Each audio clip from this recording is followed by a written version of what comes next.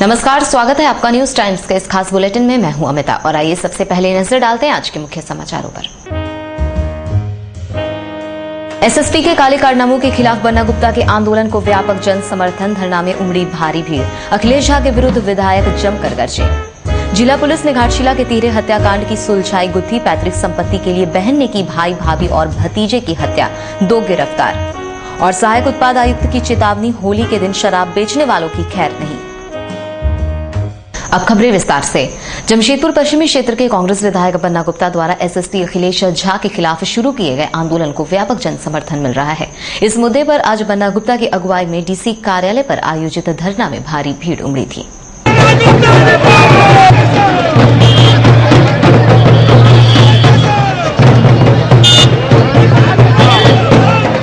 विधायक के आंदोलन के मद्देनजर डीसी कार्यालय की सुरक्षा बढ़ा दी गई थी। डीएसपी लॉ एंड ऑर्डर 2 थानेदार सुरक्षा व्यवस्था की कमान संभाल रखे थे।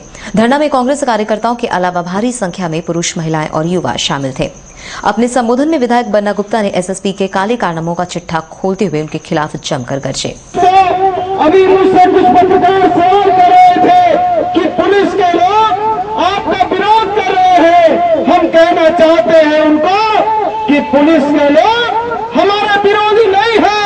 पुलिस के लोग हमारे दोस्त हैं, हमारे मित्र हैं। और पुलिस यदि लाठी नहीं मारती और पुलिस यदि जेल नहीं भेजती तो आज बन्ना गुप्ता विधायक नहीं होता। इसलिए हम पुलिस का एहसानमंद है। और हम कहते थे, जब यहाँ से पहले सुधीर झा जी का ट्रांसफर हुआ तो उस समय हमने पहला चुनाव लड़ा था। तो हमने उनसे कहा कि झा जी आप चले गए हैं तो हमको तो 22,500 वोट मिला आपके बदौलत, क्योंकि आपने इतना बार जेल भेजा तब लोगों ने वोट दिया।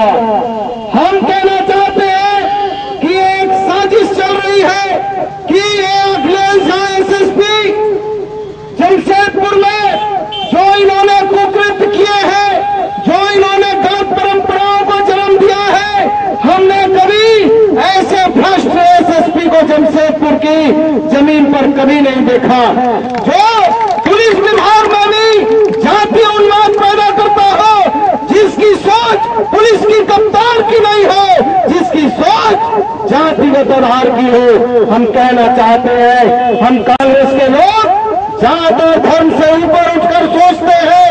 हमारा सोच हिंदू और मुसलमान का नहीं है। हमारी सोच, यदि कोई हमसे कहे कि बन्ना गुप्ता तुम हिंदू है कि मुसलमान है, तो मैं ये कहूंगा कि हिंदू और मुसलमान से अच्छा मैं इंसान था, इंसान हूं और इंसान रहूंगा। ये मेरी सोच है, ये कांग्रेस की सोच है। हम कहना चाहते हैं साथियों, दोस्तों, यहाँ हमारे रविगिरी जी महाराज बैठे हैं।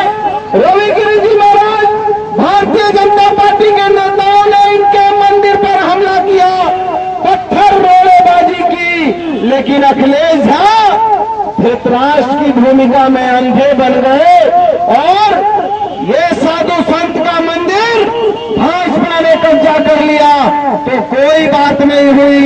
वो कत्ल भी करते हैं तो चर्चा नहीं होती, हम आगे भी बढ़ते हैं तो जाते हैं बदनाम। अरे गजब हाल है बीजेपी का। और ये भाजपा के लोग, पता नहीं भाजपा कितनी नीति नैतिकता और बड़ी बड़ी बात, पराकाष्ठा की बात, पारदर्शिता की बात, अनुशासन की बात करने वाली है भारतीय जनता पार्टी। जब तक आदमी जिंदा रहता है तो ये भाजपा के लोग बहुत बड़ी बड़ी बात करते हैं। हमारा कार्यकर्ता पर हमला हो गया, हमारा कार्यकर्ता का विरोध हो गया, हमारे कार्यकर्ता को फल्ला ने तंग कर दिया।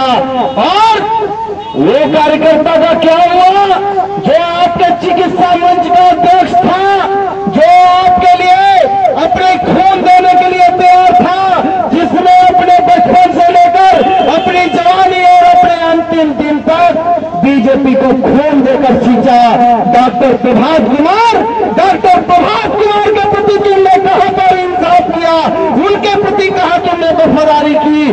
डॉक्टर प्रभात की हत्या हो गई तो इस हत्या के बाद ये भाजपा के कद्दावर नेता चूहे के बिल में जाकर छुप गए और सोचा कि अब तो जो सेवा किया, जो खून दिया वो तो चले गया, अब उसके बारे में बोल के कोई फायदा नहीं है।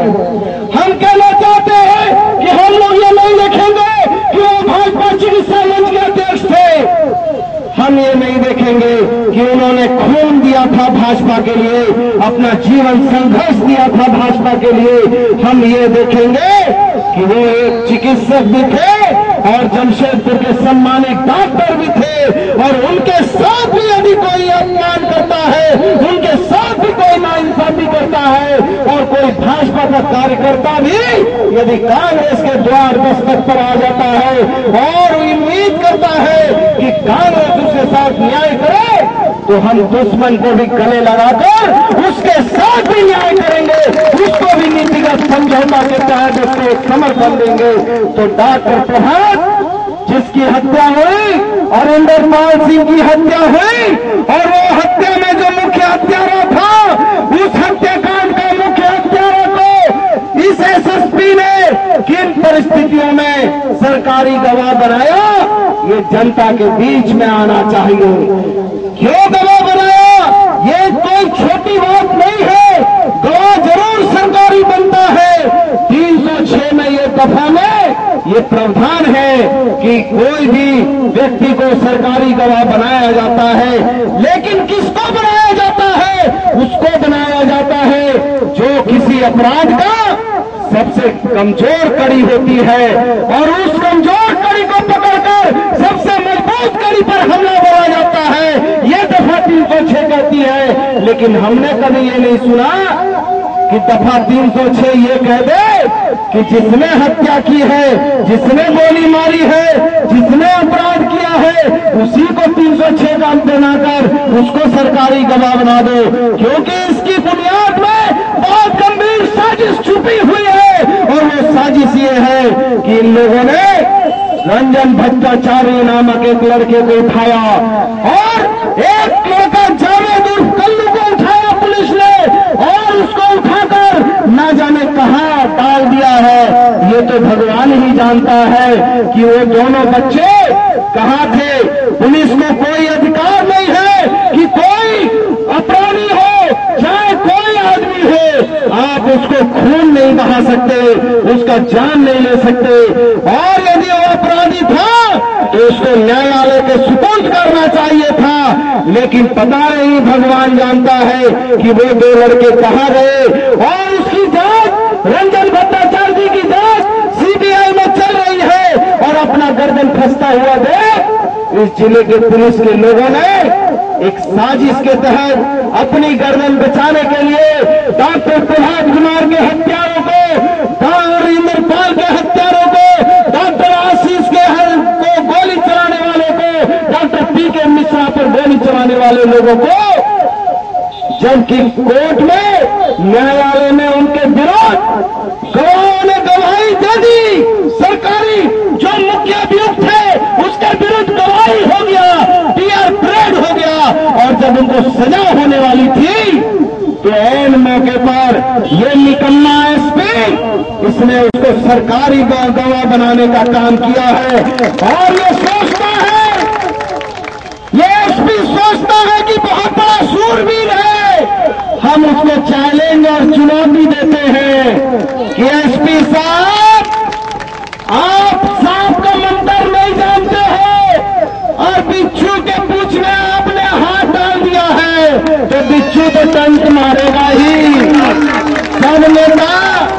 सब नेता भाजपा का दलाल थोड़े हैं, सब जेडीएम का दलाल थोड़े हैं। कुछ नेता तो ऐसे भी हैं जो टूटना पसंद करेंगे, झुकना पसंद नहीं करेंगे। एसपी साहब, इस दौरान बन्ना गुप्ता ने चाईबासा एसपी कार्यकाल में भारी मात्रा में हुए आयरन और गबन एवं जमशेदपुर एसएसपी रहते अखिलेश झा द्वारा कानून को अपने हाथ लिए जाने के मामलों की उच्च स्तरीय जांच की मांग की।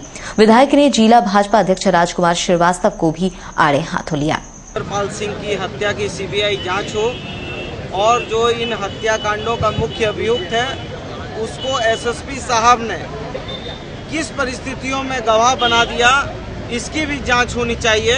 और उसके साथ जो आयरन और इनके चाईबासा के कार्यकाल में जो आयरन ओर का गबन हुआ है उसकी जांच होनी चाहिए, और जो जमशेदपुर का कार्यकाल इनका संदिग्ध रहा है जिसमें बहुत सारे कांडों में इन्होंने संविधान, नियम, कानून, कायदा और अपनी हदों को पार करके अभियुक्तों को लाभ दिलाने का जो काम किया है उसकी जांच होनी चाहिए। बीजेपी का कुछ नेता जो है वो टाइगर है, पेपर टाइगर, उसको खाली काम है पेपर में बयान देने का, और हम लोगों को काम है धूप में रोड में उतर के लड़ने का।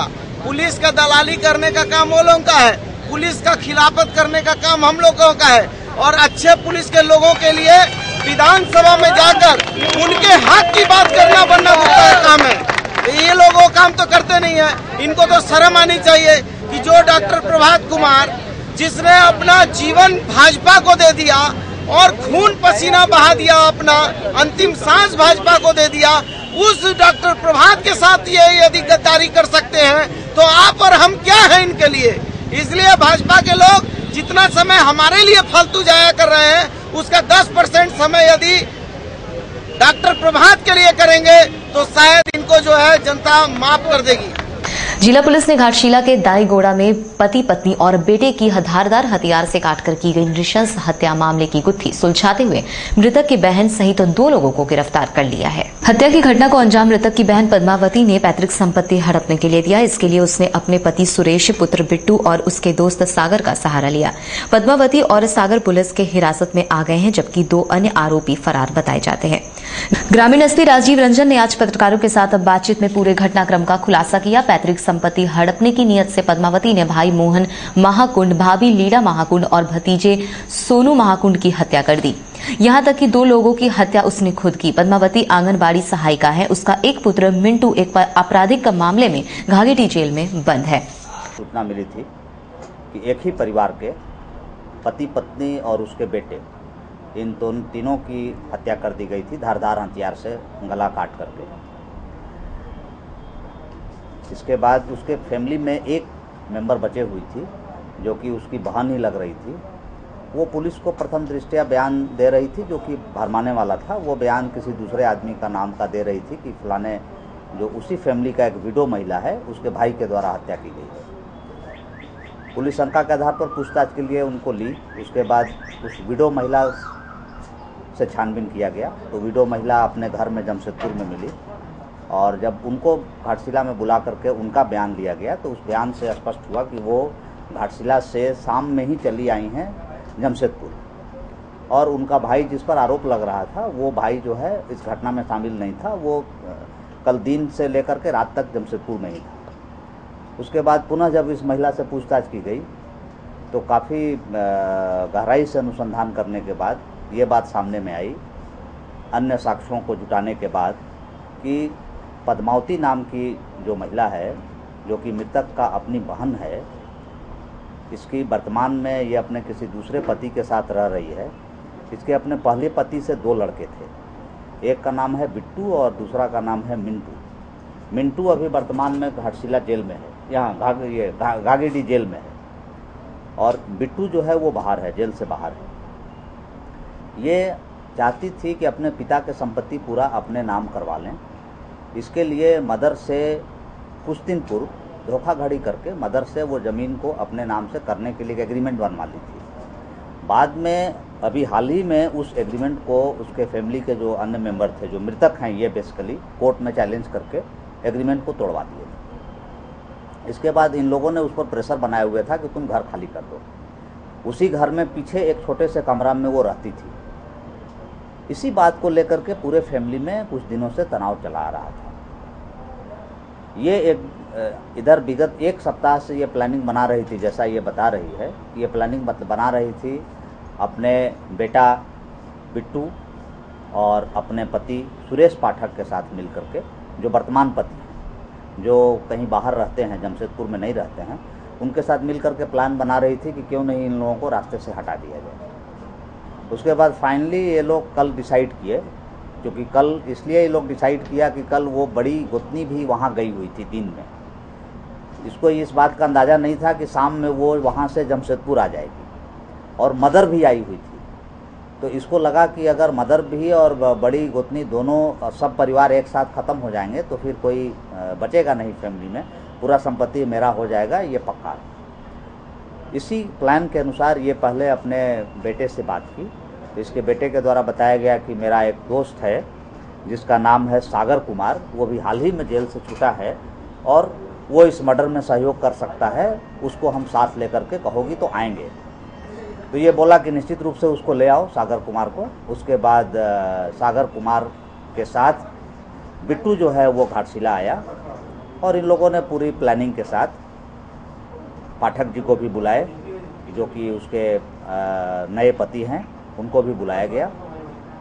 और उसके बाद इन लोगों ने प्लानिंग के तहत ये तीन और ये अपने पद्मावती, ये चारों मिल करके, जैसा कि राज बता रहा है, सागर बता रहा है कि 2 लोगों की हत्या तो पद्मावती अपने की है और बाकी एक की हत्या उसका पति और बेटा मिल करके किया है, धारदार हथियार से किया है। इसके पद्मावती के बयान पर वो हथियार भी बरामद हो चुका है जिससे हत्या की गई है।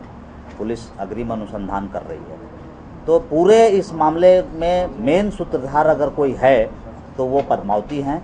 इन्हीं के द्वारा ये घटना का साजिश भी रचा गया और घटना को कारित करने का अंजाम भी दिया गया। गिरफ्तार सागर ने बताया कि बिट्टू के कहने पर वह हत्या के इस मामले में शामिल था। पद्मावती ने 2 की खुद गला रेत डाला। ये औरत 2 आदमी को मारी और एक आदमी को। वहीं पद्मावती ने कहा कि हत्या की घटना को अंजाम उसके पुत्र ने दिया। घटना के वक्त वह खाना बना रही थी। आप क्या कर रहे थे? आप क्या किए? आप सर हम रोटी बना के निकल रहे थे। जब महिला मेरे ऊपर आया तो महिला को हम ठेल के हम निकल गए। मृतिका की विधवा भाभी ने अपनी आप बीती घटना का जिक्र करते हुए फूट फूट कर रो पड़ी। पति का भी हत्या हुआ। हस्बैंड का भी नहीं जानते थे, हम सोचे सिर्फ कि एक्सीडेंट हुआ, हम संतोष कर लिए। लेकिन कुछ अभी परसों मेरा सास हमको फोन करके बुलाई, मेरी देवरानी बोली कि दीदी पापा आइए, गांव से आपसे मिलना चाहती है, आप आइए। हम बोले हमको छुट्टी नहीं है, फिर भी बोली कि आइए, आप 1 दिन के लिए आइए कम से कम। हम बोले ठीक है, हम आएंगे। सुबह हम शाम को चले जाएंगे। शाम का गाड़ी ट्रेन फेल हो गया था, बात कर रहे थे तो हम लोग घड़ी नहीं देखे। फिर मेरे देवर को बोले हम घर जाएंगे, तो मेरे देवर बोले भाभी रात का गाड़ी से मत जाइए, आप सवेरे गाड़ी चल रही है, कल सुबह ड्यूटी भी आप जा सकें। हम बोले ठीक है। हम सवेरे, मेरी देवरानी उठी, हम उठे, सब तैयार हुए, अच्छा से चाय बना के दी। मेरी सास पूजा घर में थी, हम प्रणाम किए। हम बोले माँ हम जा रहे, मेरे ट्रेन से ठग। हम आ गए घर से, हम ड्यूटी किए सारा दिन। 27 मार्च होली के दिन ड्राई डे रहेगा। उस दिन चोरी छुपे शराब बेचने वालों की खैर नहीं होगी। इस तरह का अल्टीमेटम सहायक उत्पाद आयुक्त राकेश कुमार ने दिया है। उन्होंने पत्रकारों के साथ बातचीत में कहा कि बंदी के बावजूद होली के दिन चोरी छुपे शराब बेचने वालों के खिलाफ सख्त कार्रवाई की जाएगी। यहां तक कि पकड़े जाने पर संबंधित दुकानदार के लाइसेंस भी रद्द कर दिए जाएंगे। अधिसूचना एवं संयुक्त जिला आदेश के आलोक में पूर्वी सिंहभूम जिले की सभी खुदरा उत्पादन व्यक्तियां, club, bar and restaurant, hotel सहित एवं जो भी थोक प्रतिष्ठित प्रतिष्ठानें हैं भी दिनांक 27 मार्च को बंद रहेंगी। इस आशय की सूचना लिखित रूप से सभी अनुज्ञाधारियों को दे दी गई है।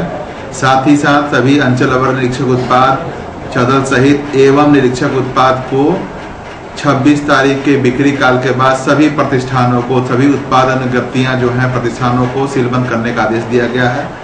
और अभी से उन सभी को अभियान चला के छापामारी करने का निर्देश दिया गया है। साथ ही होली के दिन मैं खुद एवं मेरे सभी पदाधिकारी जितने भी मेरे सीलबंद प्रतिष्ठान हैं उसके इर्द गिर्द गश्ती का कार्य करेंगे ताकि किसी प्रकार से अवैध शराब की बिक्री ना होना पाए एवं जिला में शांतिपूर्वक ढंग से होली का पर्व त्योहार संपन्न कराया जा सके।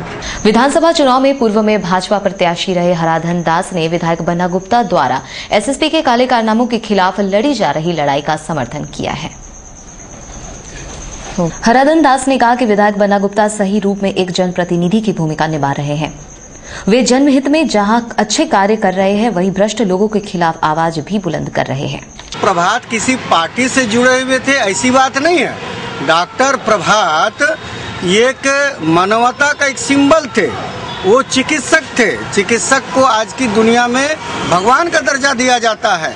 अगर ऐसे लोगों का कोई हत्या करता है उसका विरोध तो हर रूप से होना चाहिए और उस पर कार्रवाई होना चाहिए और उसमें इतना विलंब नहीं होना चाहिए। विधायक की मांग का समर्थन करते हैं आप लोग? निश्चित रूप से इसमें अगर किसी भी पार्टी की विधायक हो, कोई भी जनप्रतिनिधि हो, अगर ये चिकित्सक के हत्या का विरोध में कोई खड़े हैं तो निश्चित रूप से दमदार चीज है और इस पर जनता भी चाहती है कि इसका निराकरण हो कि इसके पीछे कौन है।